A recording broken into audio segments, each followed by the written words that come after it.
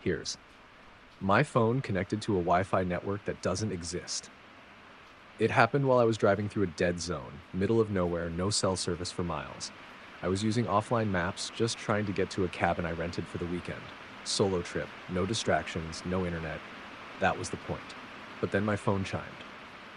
Connected to Wi-Fi, we see you tech. I nearly drove off the road. There were no houses around, no towns, just trees and dirt. I pulled over, unlocked my phone, and checked the list of available networks. There was only one. We see you. Strong signal. Full bars. I tapped it. No password required, nothing loaded, no browser redirect, just silence. Then my phone buzzed. A notification, not a text, not an app, just a black screen with white letters, turn back. I shut the phone off immediately, but the car radio crackled to life. It was my voice. You don't listen. You never listen. I turned the volume down. Nothing. Switched stations, static, turned the whole thing off, and it kept playing. My voice distorted and glitching. Turn, back, turn, back. I threw the phone into the glove box, yanked the radio fuse from under the dash, and sat in silence. For 10 minutes, I stared at the road ahead. Then the dashboard lit up. Not the usual lights. Every warning light flickered at once. And the GPS, though it was off, turned itself on and showed a new route. No road names, just a pulsing red line leading into the woods. The screen said, "Shh, last chance." I turned the car around and floored it. No service for another 30 miles.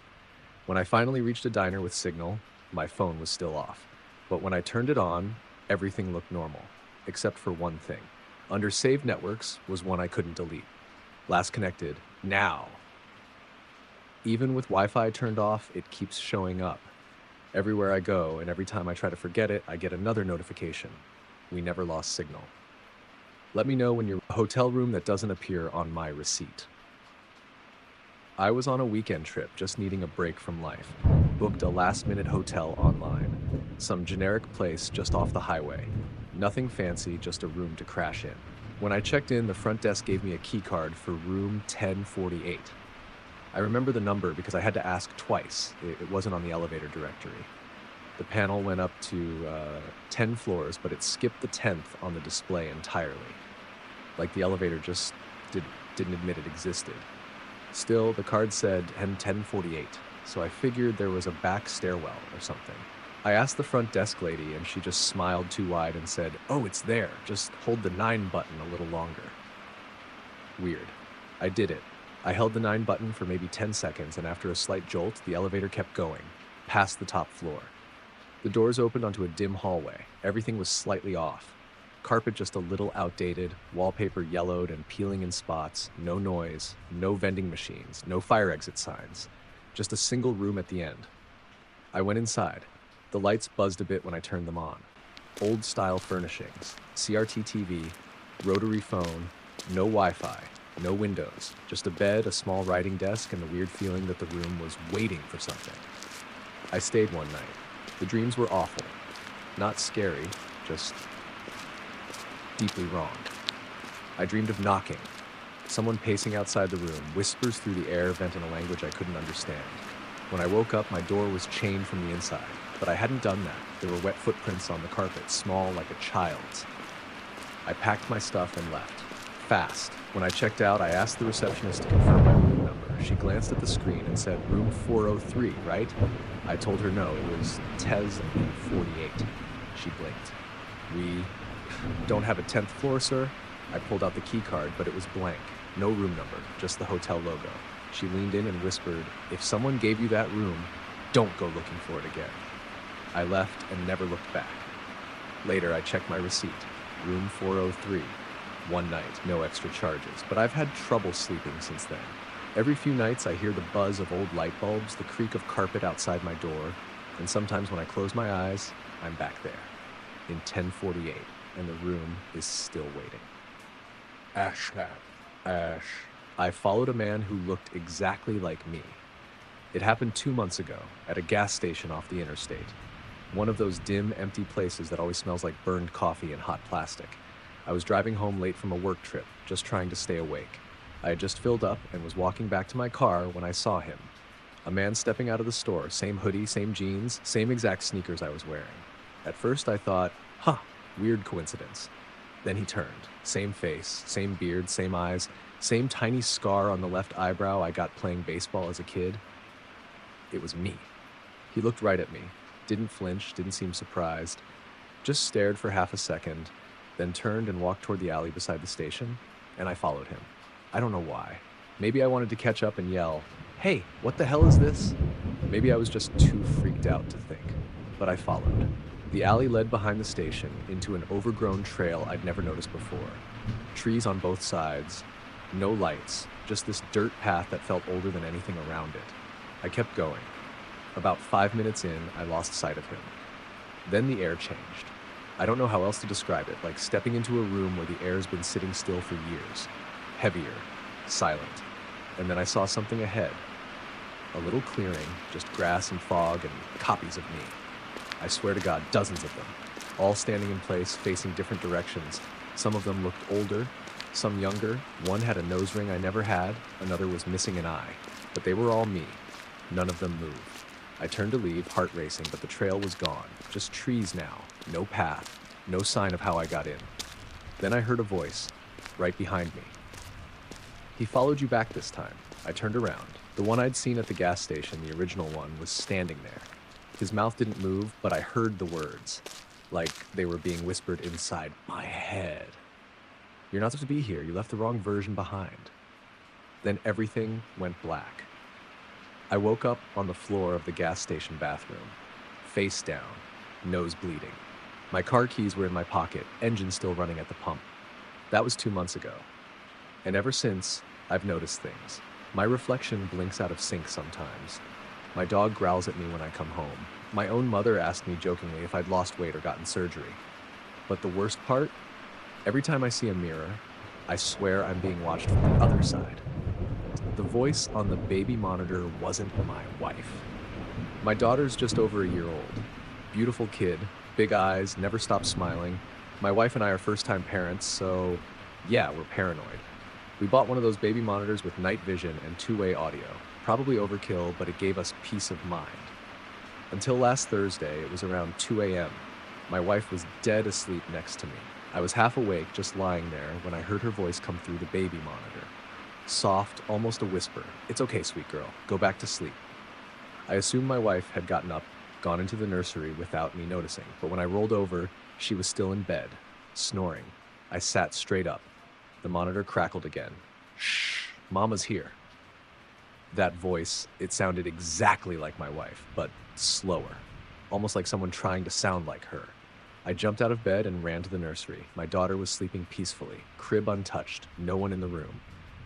I searched the house. Every door was locked, windows sealed, alarm armed, nothing. I went back to the monitor feed. It was frozen. The timestamp said 2:06 a.m., but it wasn't moving. I restarted it, hoping it was just a glitch. When the feed came back, something was off. The room was the same, but the lighting looked duller. The crib was there. My daughter was there, but she wasn't sleeping. She was staring straight at the camera, not moving, not blinking, just locked onto it with this vacant look, like she was listening. And then came the whisper again. "She's learning to hear me now." I yanked the monitor's power cable out of the wall. We switched to a different brand the next day. No audio, just video. But last night, it happened again. Not through the monitor, not through a speaker, but right outside our bedroom door. "Shh, Mama's here." Let me know when you're ready for story 4. I followed a man who looked exactly like me. There's something wrong with the cameras at work. I work night security for an office complex on the edge of town. It's one of those newer buildings with sleek glass walls, motion lights, and 100 empty cubicles that all look exactly the same. I usually don't mind the shift. It's quiet, peaceful even. But lately, the cameras have been acting weird. It started about 2 weeks ago. I was doing my usual rounds on the monitor wall, just watching the live feeds cycle through the halls, elevators, stairwells. At around 2:30 a.m., I noticed something strange. One of the hallways kept looping. Camera 14. The footage would show a man in a suit walking from the left side of the screen to the right, then it would reset.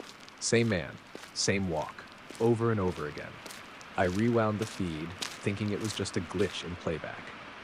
But no matter how far back I went, the man was always walking, always looping. What made it weirder was that the hallway was completely empty when I checked it on the map. No lights triggered, no motion alert. I even got up and walked the hallway myself. No one there. Not even footprints. Just cold silence and the faint buzz of fluorescence.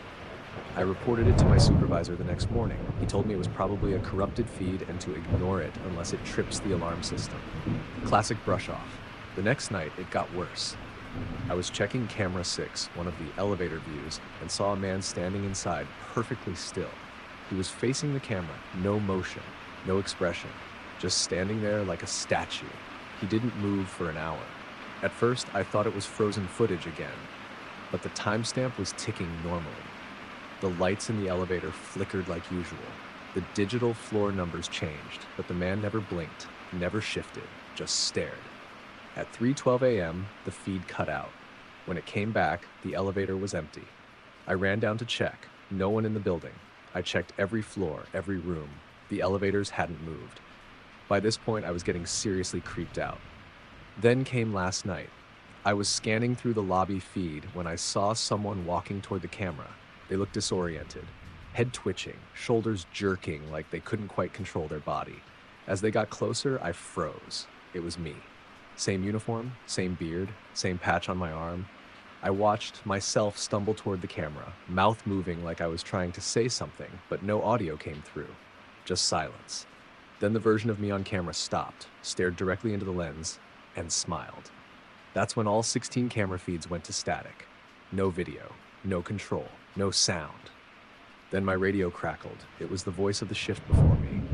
"Hey, you good man? You went off grid. Your shift ended hours ago. We've been trying to reach you." I looked at the wall clock. It was 7:30 a.m. But according to my phone and the timestamp on every single feed, it was still 3:12 a.m. I'm home now. I quit this morning, burned the uniform, blocked the number from HR. But I keep thinking about that looping footage. That version of me walking toward the camera. I wonder if he's still down there, still looping, still smiling, once a year. I live in a quiet, boring suburb in Pennsylvania, the kind of place where nothing ever really happens. Cookie-cutter houses, freshly mowed lawns, and that eerie stillness that makes the nights feel a little too quiet sometimes. But for the past 7 years, on the same night in April, someone knocks on my door at exactly 3:12 a.m. Just once. One knock. No second try. No doorbell. No footsteps. No car. Just knock. The first time it happened, I was in college, still living with my parents. We all thought it was a prank, maybe someone messing around. But when my dad went to check, no one was there. The street was dead silent. No cars, no wind, just cold silence. The second year, it happened again. Same time, same knock. This time, I was the one who heard it.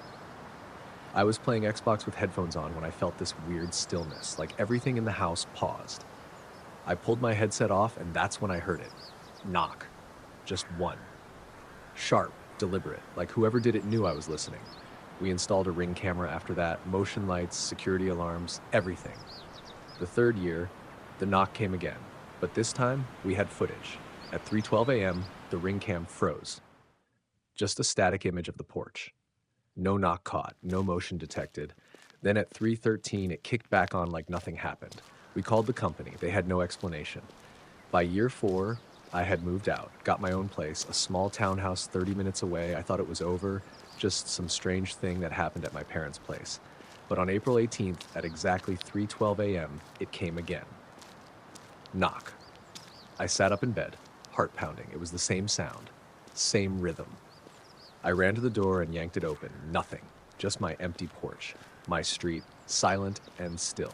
This time, I didn't tell anyone. I just waited. Year 5, year 6, different cities, different buildings. It didn't matter. It always found me. I even moved across the country once, didn't tell anyone where I was going, got rid of my phone, paid in cash, stayed with a friend I hadn't talked to in years. April 18th, 3:12 a.m. Knock. My friend heard it too. This year was the worst. April 18th just passed. I stayed up all night. I locked every window, put salt under the door like some weird superstition I read online. At 3:11, I held my breath. 3:12 a.m., nothing. Not a sound, no knock, no weird stillness. I thought maybe it was finally over. Maybe I broke the cycle. Then at 3:43 a.m., my phone buzzed. A voicemail. No number, just unknown. I played it back, expecting static. Instead, I heard my own voice, whispering, "Let him in next time, he's getting tired of knocking." Let me know if you want me to keep the momentum going with story 2. There's something wrong with the